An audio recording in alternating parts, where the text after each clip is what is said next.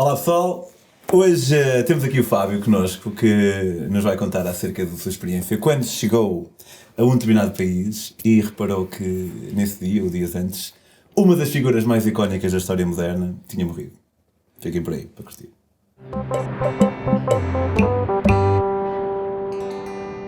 Olá Fábio, Olá, prazer em conhecer-te. Não é nada conhecer-te, já te conhecíamos e obviamente eu vou ter que contar. Rapaz, isto é, de certa forma é bonito porque acabamos por fechar um círculo hoje, de certa forma, de muitos milhares deles que abriremos, porque nós conhecemos de certa forma por causa do Maluco Beleza, porque eu passo o verão na praia a vender livros. E o ano passado vinha um rapaz a ler um livro, que por acaso era um livro de viagens, era Afonso Cruz, não é? Jalan. Era Jalan. E obviamente fui abordar essa pessoa que estava a ler, e era o Fábio, que se lembrava de mim de me ter visto no programa do Maluco Beleza quando eu fui como convidado. Portanto, não é que eu tenha conhecido por causa disso, mas se calhar o facto de já me teres visto fez como se calhar tivéssemos tomado um copo nesse dia. E depois fluiu tudo bem. Pá, foi engraçado porque eu vi-te, ia fazer um jogging e levei os fones e pensei, bem, o que é que eu vou ouvir enquanto vou dar a minha corridinha. Pá, e não te conhecia, mas vi Pedro on the Road, eu não me lembro qual era o título, mas era um título chamativo, não sei se foi o Gorila, não sei se... Acho que não tinha título nenhum, mas não sei. Não sei, opá, eu interessou-me e eu pensei, olha, é isto que eu vou ouvir. Pá, eu lembro de estar a correr e dava gargalhadas. A parte do Gorila, que tu pensavas que ias morrer, ai meu Deus. Portanto, lembro-me de dar gargalhadas e ia a correr. E então foi muito prazeroso. E depois vi-te na praia, pronto.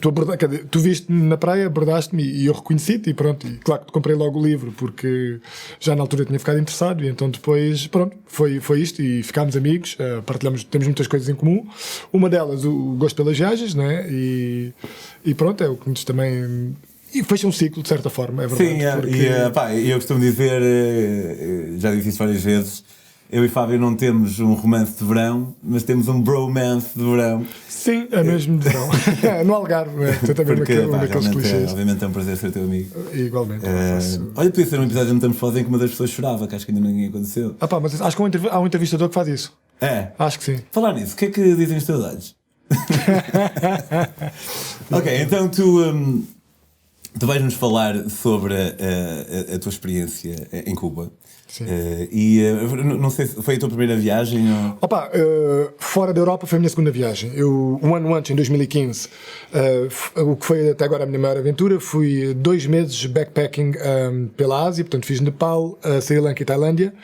E na altura realmente foi um choque. Eu cheguei a Katmandu, foi a primeira cidade fora da Europa. E foi um choque ver que as estradas não eram asfaltadas, que não havia iluminação pública. E chego ao hotel e das primeiras coisas que o recepcionista me diz foi: cuidado, cai um esquema que é, andam senhoras com bebés ao colo para te pedir dinheiro, só que eu estou cá há 20 anos, as senhoras são sempre as mesmas e os bebés são sempre pequenos. Ok. Portanto, o senhor era local? Era local, era nepalês, portanto ele tinha estado fora e eu disse, e realmente aconteceu-me e pronto. E houve muitas coisas chocantes, umas mais engraçadas, outras menos.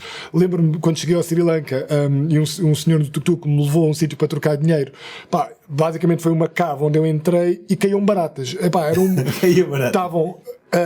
30 baratas, ele enxutava as baratas da mesa enquanto contava o dinheiro e eu pensava assim, ok, tenho que estar concentrado no dinheiro para não ser enganado, porque eles eram 15 singaleses, mas ao mesmo tempo não conseguia tirar os olhos das baratas porque elas estavam em todo lado, saíam do armário, saíam debaixo do chão, caíam do teto e eu, ok, então suei um bocadinho, e houve muitos momentos engraçados, então essa foi a primeira aventura. Fazia parte dos esquemas, se calhar fazia parte do esquema, 55 baratas. Mas eu acho que não fui enganado, depois no tuk-tuk fiz as contas e pareceu-me que pelo menos se foi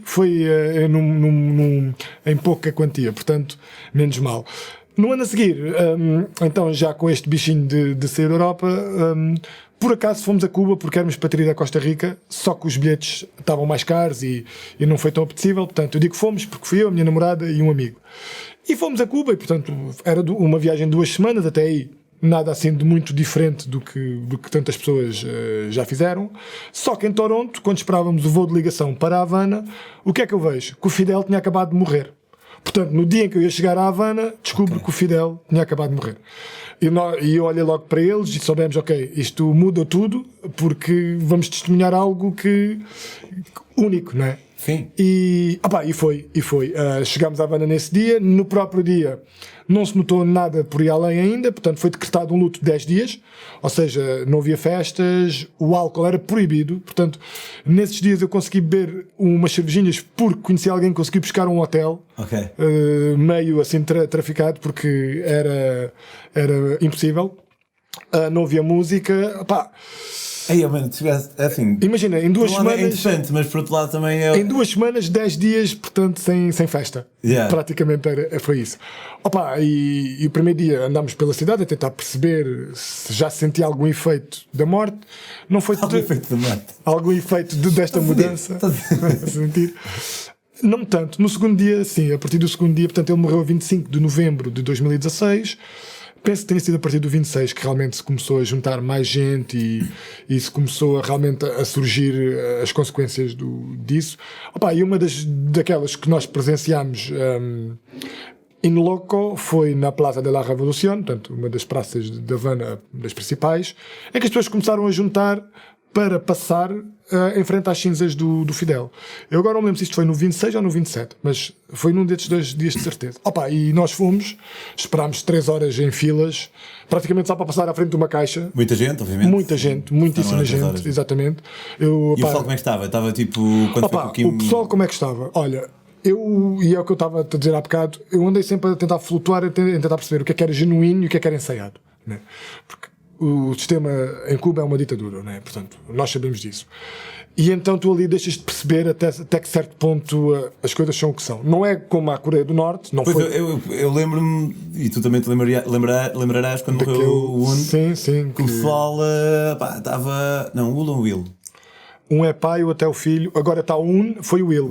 Quando morreu o Kim Jong-il, a maneira como o pessoal se expressava nas ruas, literalmente a dar murros no chão e a chorar, E o próprio canal noticioso acho que dizia que caíram relâmpagos ou coisas mesmo. Não era relâmpagos, era mesmo qualquer coisa, acho que fisicamente impossível no dia em que eu lembro-me dessas notícias. Não, em Cuba não foi assim. O que eu achei que foi ensaiado certamente foi quando começaram a chegar autocarros escolares com crianças dos seus 10, 12 anos. Mas quando estás na fila? Quando estou na fila. Começam a chegar autocarros e as crianças saem e começam a gritar, percebes? A correr, a gritar entre o choro e ali tu percebes, isto é ensaiado porque as crianças, obviamente com aquela idade, não conseguem ter bem a noção do que é que se está a passar ou a dimensão do que se está a passar.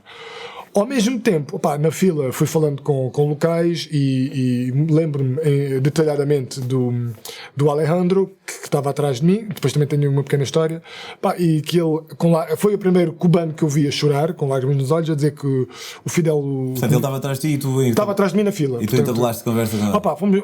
Ou se calhar até foi ele connosco, porque estávamos a falar em português e ele também pode ter despertado a curiosidade. Isso já não me lembro bem. Sei que começámos a falar e ele diz, o Fidel salvou uma vida porque eu... tenho 43 anos, sou seropositivo há 20 e sempre tive tudo gratuitamente, a medicação, todo o acesso à saúde completamente gratuito e é por isso que eu estou vivo e pronto, e estava visível. Porque é uma dualidade interessante, não é? Porque isso é verdade, tipo Cuba, não obstante ter uma qualidade média de vida bastante inferior aos países mais ocidentais, não é? Também acaba por ter outros fatores, como não só a qualidade da saúde, como até a gratuidade da mesma, que acaba por, para pessoas menos simpatizantes para com sistemas democráticos, podem usar até isso como exemplo, não é? Para defender. É assim, eu na altura fiquei encantado e eu depois quero ler aqui um pequeno excerto do meu diário de viagens que eu trouxe. Fiquei encantado com Cuba. E eu te quero já dizer isto para não acharem que o meu texto é minimamente marxista-leninista, ou, percebes? Não é essa a questão. Pode ser. Mas fiquei encantado, porque é assim, é verdade que é uma ditadura e é verdade que os cubanos não conseguem sair do país, portanto há uma... Tanto que todos conhecemos aquela história de muitos cubanos fugidos que vão para a Flórida, acabam por... Ou mesmo, lá eu ouvi também cubanos que saíam de Cuba para participarem em provas desportivas e depois acabavam por desertar, digamos como assim. Como o Obiquel. Como o Obiquel, por exemplo. E é verdade. Mas depois também tens o outro lado, que é... Pá, tens a saúde, uma das melhores do mundo, pelo menos a medicina cubana é conhecida, os médicos cubanos conhecidos como dos melhores do mundo. A educação incrível, pá, disse-me isto um cubano, portanto é a única fonte que eu tenho. Educação incrível já é mais relativo, não é? Porque sendo uma ditadura. Incrível, o que eu queria dizer que era incrível era o nível de cursos superiores, de pessoas formadas. Pá, falei com um cubano que disse que era imenso, porque era tudo gratuito, percebes? E então, mas já, depois é completamente seguro, pelo menos pareceu-me completamente seguro, não há diferenças entre classes, portanto, os muito ricos ou muito pobres não existe lá, são todos nivelados, completamente, não notei, se houver os ricos, estão completamente isolados do resto da população. E pedintes e assim. Não há pedintes, há muitos polícias. Vamos dizer, não viste pedintes? Não vi pedintes, exato, não vi pedintes, é mais seguro dizer assim. E digo também porque falando com a população local, ninguém me falou que houvesse. Ninguém passava fome, ninguém tinha muito, percebes? Há aqui uma linha ténue entre isso. E eu, claro que não sou defensor de nenhum tipo de ditadura, não poderia ser, porque está em causa a liberdade de expressão, está em causa a liberdade de movimento, de associação. Mas a gente tem que saber pesar as coisas, percebes? E não consigo pôr a ditadura, como se calhar as pessoas põem, a ditadura cubana ao lado das outras que existiram, como a nazi ou mesmo a soviética, percebes?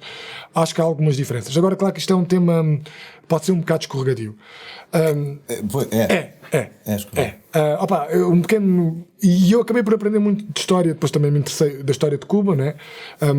E descobri que o Fidel foi em 59 que fez o golpe de Estado, suportado pela sua guerrilha, né? E antes estava um ditador também, o Fulgêncio Batista, que fazia de Cuba um casino da América, praticamente. Um casino e uma casa de putas, era isto que era. Em que a corrupção graçava, em que a prostituição graçava, em que os jogos e os vícios graçavam. E ele acabou com isso tudo, percebes? Agora, o que é que veio? É assim, eu senti que, para já sinto um grande fosso entre gerações lá. Os mais velhos, sem dúvida, apoiam a revolução e continuam a dizer-se revolucionários. Os mais novos já não senti esse fervor todo, entendes? Então não sei até que ponto é que daqui a uns tempos não poderá haver um clash. Porque os mais velhos viram duas coisas. Ora bem, é isso. E os mais novos não. É mais ou menos, é quase como nós, gente, com o Salazar, né? Não testemunhamos, quer dizer, sabemos que foi algo terrível, não testemunhamos e não sabemos, se calhar, daqui a 20 anos ou 30 ou 40 se vai-se falar tanto do Estado Novo como se fala hoje. Eu acho que é por isso também que tu ouves, não vou insultar as pessoas, mas vou insultar aquilo que elas dizem. Há malta que de vez em quando, no tempo de Salazar é que era. Era porque não estavas lá. Era. E eu, o que é que eu aqui aprendi? Aprendi a pôr mais em contexto a história, percebes? Porque eu não sabia quando... Portanto, eu aprendi que o regime cubano era um regime soviético, portanto, afiliado da União Soviética. O que eu não sabia é que quando o Fidel tomou o poder, ele não era soviético, portanto, não tinha ideologia soviética. Ele até procurou... Quando diz soviética, diz comunista? Comunista, sim, portanto, da União Soviética, na altura, né? Porque ele, em 59, até procurou o apoio do Kennedy, do presidente americano, que não lhe deu nenhum. Porque não estava satisfeito com o que estava a passar em Cuba, porque a América tinha muitas empresas lá e tinha, portanto, muitos negócios e não gostou. Mas é raro os americanos agirem por interesse, não? E, portanto, a Rússia é que viu portanto, a União Soviética na altura, é que viu uma janela de oportunidade para ter um aliado perto da fronteira. Portanto, não podemos esquecer que estávamos em plena Guerra Fria, não é? Sim. E, portanto, viu aí uma janela de oportunidade e isso eu não fazia a mínima ideia. Houve a Baía dos Porcos em 61, portanto, que foram cubanos dissidentes na América, treinados pela CIA, que tentaram retomar o poder, porque se fosse a América a invadir a Cuba, portanto havia a Terceira Guerra Mundial, né? Portanto, e foi um falhanço total. E depois outra coisa que é muito conhecida, que é a crise dos mísseis em 62, né? Muito conhecido porque a União Soviética meteu lá mísseis nucleares. Era quando o pessoal nos Estados Unidos faziam bunkers e havia esse medo quando houve essa... O que eu não sabia é que isso foi uma resposta da União Soviética ao facto de, em 59, os Estados Unidos terem posto na Itália e na Turquia, através da NATO, mísseis nucleares. Portanto, muito próximo da fronteira soviética, estás a perceber? Sim, sim. E, portanto, isto não justifica nada, como é óbvio, apenas ajuda a dar um pequeno balancear da história. E eu realmente acho que enriqueci e fiquei mais rico. Olha, estava a falar com uma pessoa, porque nós lá, como deves imaginar, nada do que era empresas americanas existiam lá, portanto, nem McDonald's, nem Coca-Cola, nem Booking, nem cartões só, se eu não me engano, era o Visa. Nem Mastercard, nem... Olha, mas ter Visa já me surpreende. Sim, só que eu tinha 2 cartões e um deles era Maestro o outro era... Não, era Mastercard. Qual é este? Visa, há Mastercard e há mais um qualquer que é... Maestro, mas Maestro acho que pertence à Mastercard. Pronto. Eu tinha dois, nenhum dos dois davam. Portanto, tudo o que era americano lá, esquece. Portanto, acabámos por ficar na casa de pessoas, espécie de Airbnb local. E a falar... Que encontravas como? Que encontrava, porque a primeira pessoa que nos albergou em Havana conhecia pessoas em todo lado, onde nós fomos. Em todas as cidades seguintes. E, portanto, através do boca a boca, de um cartãozinho, chegávamos lá, pagávamos 10 euros por pessoa, com pequeno almoço incluído, portanto, um valor que me pareceu mais ou menos dentro daquilo que são os preços cubanos. E eu descobri que Cuba tinha enviado cubanos para Angola, depois do 25 de Abril. Portanto, quando houve a Guerra Civil Angolana, o UNITA de um lado, a MPLA do outro, né? Portanto, um apoiado pela América, outro apoiado pela China e pela União Soviética, os cubanos enviaram e, portanto, também perderam muita gente em Angola e eu não fazia ideia. É curioso porque eu quando entrei em Angola a pedalar, a meio da minha viagem, eu logo no primeiro dia fiquei albergado por um angolano que era um entre muitos angolanos que tinha sido enviado para Cuba. Mas para estudar, neste caso. Para estudar. No caso dos cubanos enviados para Angola... Era para a guerrilha, para a guerra. Portanto, esta... Melhor câmbio. Pá, eu mando estudante, tu mandas-me um guerrilheiro. Mas se calhar até podia ser alguma coisa assim. Portanto, Cuba possibilitava os angolanos de irem lá... Opá, eu não sei. Não sei. Pronto, exato. Mas acaba por ser muito interessante e acabei por sentir que aprendi muito também por querer pesquisar mais depois de ter ido lá. Voltando à história, portanto, eu estava de manga à cava quando estava na fila para ir ver as cinzas e quando chegou o ponto da segurança não pude entrar. O Alejandro deu-me o coletezinho dele, portanto, tal, e entrámos e foi espetacular. Epá, e ele... Como é que era? Espetacular no sentido em que foi um espetáculo? Não, foi... Ou porque era mesmo fixe?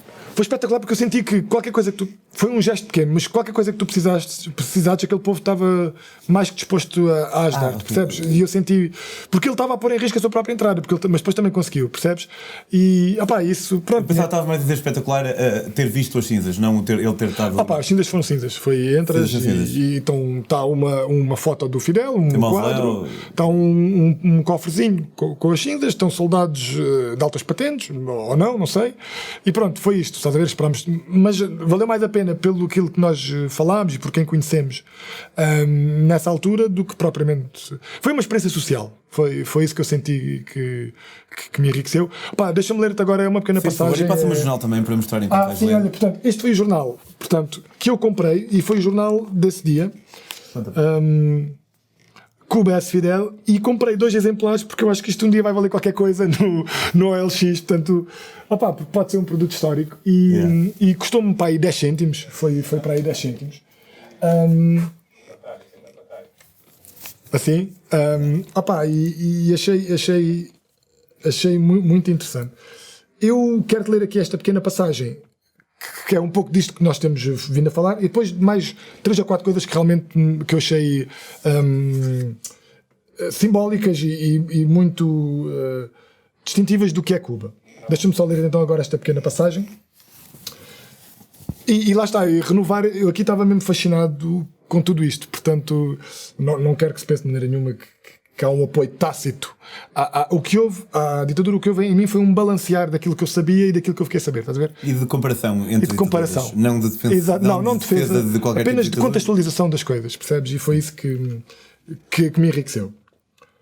Vive-se ainda o luto resultante da morte de Fidel, mas este povo respira futuro por todos os poros. O amanhã brilha em seus olhos, mais ou menos sedentes de liberdade, mas todas as pessoas se mostram muito solidárias. O colete que o Alejandro me emprestou para poder aceder à Plaza de la Revolución, em Havana, ficará para sempre gravado em mim. Artista e transformista, de 43 anos, com SIDA há 20 e atualmente com cancro, foram dele as primeiras lágrimas que vi pela morte del líder en jefe, como lhe chamavam. Estando-lhe infinitamente agradecido pelos cuidados e tratamentos gratuitos, sem os quais não estaria vivo agora. A revolução se ingrou e continua viva no coração dos cubanos, ainda que os mais novos anseiem por fronteiras mais abertas. O capitalismo espreita a cada esquina, trazendo consigo a competição, a ambição e mesquinhez. Esto es Cuba, disse-me uma mulher que seguia ao meu lado quando o Alejandro me emprestou o colete, para eu entrar. Só espero que esta Cuba aguente o abalo da morte do seu grande líder e continue com a magia que faz dela um dos países mais especiais do mundo. Portanto, eu aqui quando digo grande líder, eu sei que o Fidel há muitos comportamentos do Fidel e execuções que provavelmente aconteceram, não sei se estão bem documentadas ou não, portanto, típicas de um ditador. Mas eu acho que foi um ditador em muitos casos para o povo, porque uma ditadura que te possibilita ter uma saúde completamente gratuita, uma educação completamente gratuita, um nível de segurança grande, pá, acho que não pode ser posto ao mesmo nível de outras, percebes? Sem entrarmos numa discussão mais longa, eu concordo contigo que umas ditaduras são melhores que outras, isso aí, e eu percebo que tu não estás a dizer. Portanto, em casa não fica nervoso. O Fábio não está a ver que defende ditaduras, simplesmente realmente há ditaduras há piores que outras, assim como há pessoas piores que outras e como há regimes, ainda que não ditatoriais, piores que outros. Certo. E democracias melhores que outras e umas piores que outras, porque há quase tudo pior. Há deles piores e melhores, sim. Opa, tirando isto, talvez tenha sido o momento alto da viagem, ou pelo menos o momento mais marcante. Houve pequenas coisas que realmente foram, que também deixaram marca. Uma delas, portanto, há onde ver a fotografia de uma com nós três, eu, o meu amigo André e a minha namorada a Carla, e a Carla é cabo-verdiana, portanto nasceu em Cabo Verde, mas aos 3 anos veio para Portugal e nunca mais voltou. Mas portanto, é mulatinha e lá, pelo que eu percebi, passava completamente por cubana. E há muitos polícias, já tinha dito que havia sempre muitos polícias em todo lado.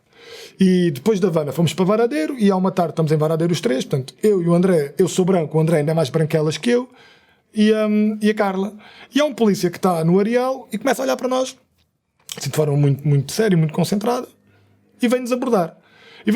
A perguntar de onde é que somos, o que é que estamos aqui a fazer, até que percebe que não somos, que ninguém é cubano, portanto somos os três estrangeiros, somos portugueses, e dizemos-lhe. E o que é que nós descobrimos depois? Que ele pensava que a Carla era uma prostituta cubana que estava com 2 estrangeiros. Porque lá a prostituição é proibida. Pelo que eu percebi, é proibida. Mas prolifera ainda assim? Este foi um caso. O segundo caso, portanto, com a minha namorada, claro, foi em Vinhales. Estávamos numa festa, portanto, isto já tinha acabado, já tinha passado os 10 dias de luto, portanto, já era nos últimos 4 dias de viagem. Já dá para curtir um bocadinho. Pá, um morrito top por 1,5€, maravilhoso, morrito maravilhoso, sim. E estávamos numa festa e a Carla disse que isto, portanto, até foi uma história dela. Portanto, beijinho, babe. E um abraço ao André, claro, também. Estávamos numa festa e ele disse que ia à casa de banho e, portanto, as casas de banho lá, é engraçado que se pagava mais para ir à casa de banho do que se pagava por uma pizza. Portanto, todas as casas de banho eram pagas, as públicas, e era mais do que uma pizza. E, portanto, ela estava na fila para ir à casa de banho das mulheres, e estava uma mulher à frente, também vestida assim de forma, também quer dizer, vestida de uma forma provocadora para o resto das cubanas que eu tinha visto, portanto, presumivelmente uma prostituta. E o senhor que estava lá recebeu o dinheiro para entrar na casa de banho. Disse-lhe quanto é que ela chega-se ao ouvido, diz-lhe qualquer coisa, passa-lhe a mão pelas costas e ele diz, pode entrar. E a Carla ia atrás e ele sorri e diz, também podes entrar. Ou seja, a Carla, quando chegou ao pé de nós, disse, epá, o senhor da casa de banho pensou que eu era uma prostituta. Percebes? E ela, pronto, sentiu-se mal, claro, por isso. E depois, passado aí 20 minutos, houve 2 polícias que vieram buscar essa senhora para sair da festa. Portanto, a festa era privada, pagava-se para entrar. Ela pulava de mesa em mesa a abordar, pareceu-me que eram mais turistas, até que 2 polícias ou se aperceberam ou já a conheciam, tiraram-na da festa. Daí que saiba que a prostituição, não sei se é ilegal, mas não é nada... É ilegal, mas passa. Às vezes. Não passa. Só passa. Nem às vezes. Opa, eu presumo que eles saibam que existe, mas que se virem ou que for muito óbvio, não permitem de maneira nenhuma. Sentiste um câmbio muito grande entre esses 10 dias de luto e. Sim, completamente. Portanto, não ouvia música logo no primeiro dia. Portanto, começamos a ouvir música em todo lado. A música cubana em todo lado. E vi uma alegria espontânea e imediata nas pessoas. Daí que eu também. Lá está. Na televisão só passava Fidel e a morte, e o funeral, e reações do mundo, e quem compareceu e não compareceu ao funeral. Portanto, a televisão estatal era só isto. Suponho que não tenha havido nenhum tipo de manifestação, tipo, ainda bem que ele morreu ou algo assim. Em off, a primeira pessoa que agora não lembro o nome dele, que nos recebeu em Havana e que tinha assim um olhar já mais financeiro da coisa, até senti que ele ficou contente, percebes? Sim, ia perguntar isso. Tipo, além do. Portanto, tu conheceste o Alejandro e pessoas que sim. que sofreram com a perda dele. E o outro lado também. o outro lado também. Também. Há pessoas que estão desejosas que aquilo. Opa, por exemplo, olha, o acesso à internet lá.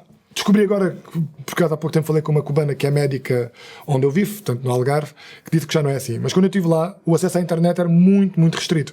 Tinhas alguns hotspots onde tinhas que comprar, e comprar muitas vezes em contrabando, pequenos cartões que davam 10 minutos de acesso e um acesso muito remoto, mesmo só para fazer o mínimo. Mas agora ela disse-me, essa pessoa, que já está mais aberto. Portanto, aos poucos, o regime, ou como nós lhe quisermos chamar, tem vindo a afrouxar em algumas coisas. Tanto que o Obama, se não me engano, foi a Cuba, portanto, e foi histórico, porque há não sei quanto tempo que não havia. Não sei se foi o Obama que foi a Cuba, se foi o irmão do Fidel que foi à América, mas houve qualquer coisa e isso era. Pesquisem. e foi histórico, porque há muitos anos que os líderes dos dois países não se encontravam. Eu também tenho a ideia de um presidente ter ido a Cuba. Eu acho que foi Obama, porque eu acho que sim. Seria impossível. O Trump, eu acho que o Trump, o gajo nunca sabe muito bem o que é que ele fará. Né? Pois, eu acho que até houve um afastamento depois, desde que o Trump ganhou as eleições, que o Obama tinha vindo a estreitar, e acho que o Trump acabou por cortar outra vez. Portanto, just Trump being Trump. Outra coisa muito interessante foi em Vinhales, e Vinhales é uma zona de Cuba onde é produzido o famoso charuto cubano, portanto, onde há as fincas, as quintas da produção de tabaco. E nós fomos a uma, e é fantástico, e aprendi sobre tabaco, e descobri que 90% do que eles produzem é para o Estado, a um preço que o Estado define, percebes? E sobra 10% para eles venderem a turistas. Portanto, estás a perceber? Tu trabalhas, tu tens o trabalho todo, mas 90% daquilo que produzes é para o Estado a um preço definido. Um preço que eu percebi que era baixo. E também não senti que eles estivessem contentes. Percebes? Claro. Portanto, Cuba está assim, para mim, enquanto europeu, foi uma alegria não ver McDonald's, nem shoppings, percebes? Foi mesmo um refrescar total. Eu não sei como é que... É muito ambivalente, lá está. Eu não sei se agora... Portanto, agora também já não é o irmão, era o Raul Castro, portanto também já não é ele o presidente de Cuba, portanto acho que não sei se foi nomeação dele, acho que até foi nomeação direta, mas pronto, há muitos sinais de que aquilo realmente está a mudar, e depois não sei se não se propagará. Por exemplo, a Venezuela, todos sabem que o Chávez era um grande líder, um grande admirador do Fidel e da Revolução Cubana. E pronto, e agora é o Maduro, e a gente sabe que até temos aqui, olha, por exemplo, exatamente, tiveste a ver o jornal, tiveste a ver o jornal, muito bem. Mas ao mesmo tempo, tu lá o que vês muito em todas as cidades onde eu estive é Che, pintado em todo lado, hasta la vitória sempre, socialismo ou muerte. Portanto é uma mensagem ainda que está muito vincada e que está muito presente. E depois também não percebo até que ponto é que o povo cubano consegue ter noção do que é que se passa no mundo, percebes? Quando eu fui lá era muito pouca, porque a internet, mesmo para nós, era difícil de aceder, que até era caro os cartões, e tinhas cartões de 15 minutos, meia hora, de uma internet muito rudimentar, de um acesso muito rudimentar. Portanto, se para nós era, imagina para os locais. Agora não sei como é que está, os telemóveis deles também eram daqueles muito básicos. Mas... não sei, ainda hoje não sei o que sentir em relação a Cuba. Nesta altura vinha encantado e portanto até se calhar um bocadinho mais revolucionário eu próprio. Agora com o distanciamento que o tempo dá, não sei dizer. O país é encantador, as pessoas são encantadoras, a comida é encantadora. O café cubano foi o melhor café caseiro cubano, para quem gosta de café, o melhor café que eu vi na vida. Houve outro caso que eu não gostei, que foi a partir de Vinhales, fomos a Cayo Levisa, que é uma pequena ilha que pertence a Cuba. E basicamente só os turistas é que podem ir. O acesso é vedado aos cubanos.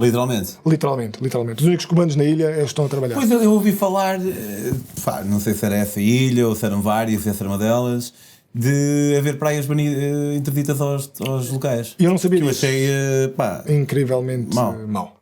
Nós não sabíamos disso e fomos, porque era um pacotezinho de um dia barato e a praia é lindíssima, não é isso que está em questão. Mas só descobrimos isso realmente quando já íamos no mar. Eu suponho que por princípio nunca vá. Eu não sabia.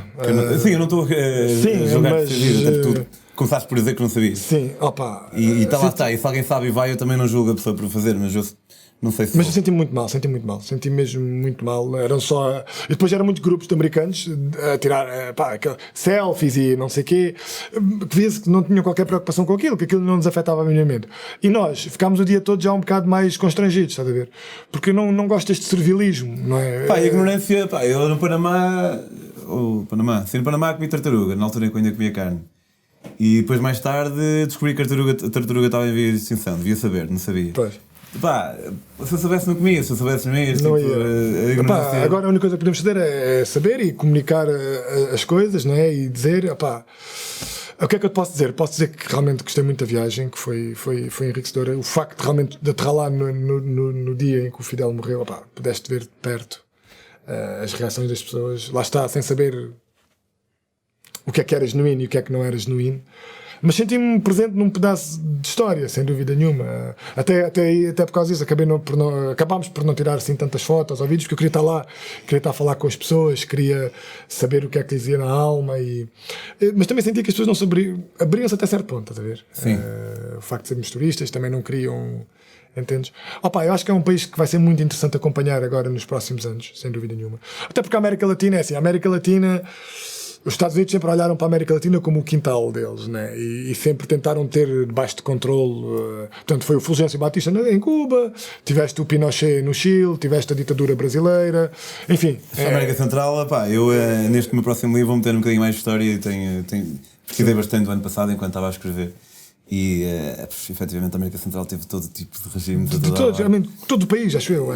Pá, em termos de golpe de Estado, pá, eu fiz uma média de presidentes da Guatemala e a média de tipo dos últimos 20 presidentes, a média de esperança média de vida, pá, sublinagem, era tipo 55 anos, assim uma cena. Sim. Mesmo, o pessoal morria todo. Mas sim, pá, presenciaste um momento histórico e de certa forma e volto a pedir permissão para passar por Linares, mas a tua história também fica para a história aqui na Metamorfose, que estás para sempre.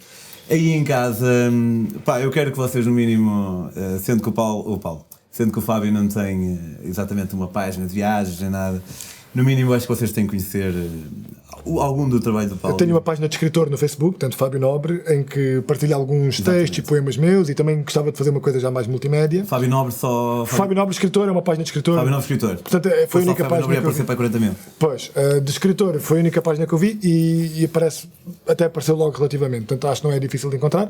E tenho um Instagram que é Fábio MC Nobre, portanto MC não é de...